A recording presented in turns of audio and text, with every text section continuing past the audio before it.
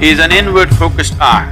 Your lustfulness, your desiring nature never ever stood outside, it only stood inside. Lust means it creates a sense of incompleteness within you and a longing for something. When we say Shiva, the word Shiva has become synonymous with the third eye. The third eye, what it means is, these two eyes are to look outside.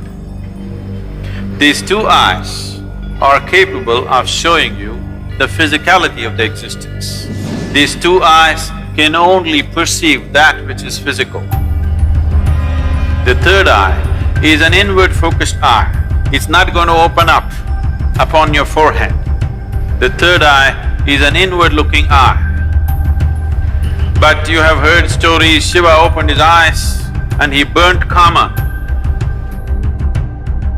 In India, there is a god of love and lust called Kama.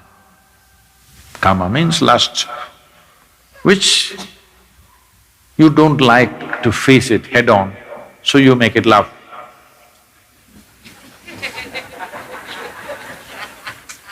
Because you need some aesthetic to it.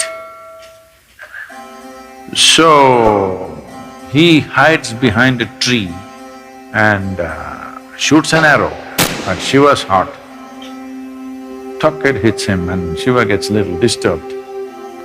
Then he sees it's Kama. That is, it's his own lust coming up.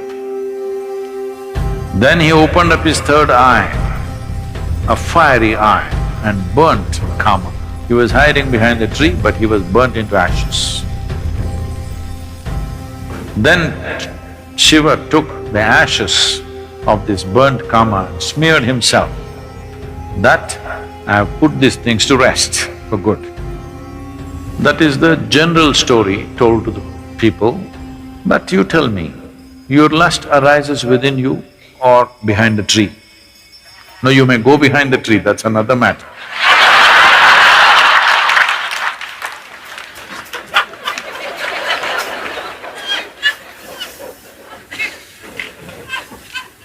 But where does it arise? Within you. Desire is not hanging outside. It is not because a beautiful woman or a beautiful man is sitting there, your desire comes. Because the desire, the karma is within you. So he opened his third eye and burned the karma within himself, not the one who is standing outside. Because he never ever stood outside. Please look at this and see. Your lustfulness, your desiring nature never ever stood outside, it only stood inside. So he opened his third eye, not this way, inward. Then he saw this lustfulness, which essentially means that some aspects are built into you which makes you feel incomplete. So you think you will find completion only by going towards something or somebody. Lust is not just about opposite sex. Shopping is lust. Because you have to go towards something, only then life will be complete. Every desire is lust, because without that I cannot exist. I want that, because only when I have that, this will be complete. It may be a thing, it may be a position, it may be power, it may be sexuality, it doesn't matter what it is.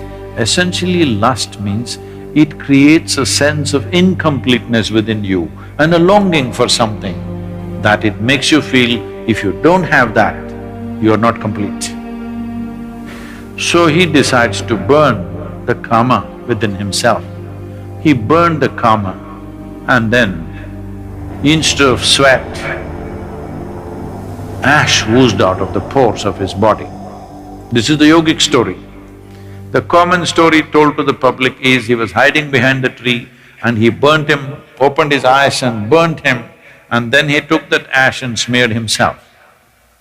The yogic dimension of the story is Kama arose within him, he opened his third eye, burnt him, and then ash slowly oozed out of his body, clearly showing him everything is laid to rest. Everything that you know as yourself should die. When I say death, it's not the physical death which is a problem. The question is losing everything that you know as myself right now, your personality, your identity. Once you learn to be an individual beyond physiological and psychological formats, that means you're for good. This is what living death means. So if you know how to be an individual still, without physiological and psychological format, you are a living death.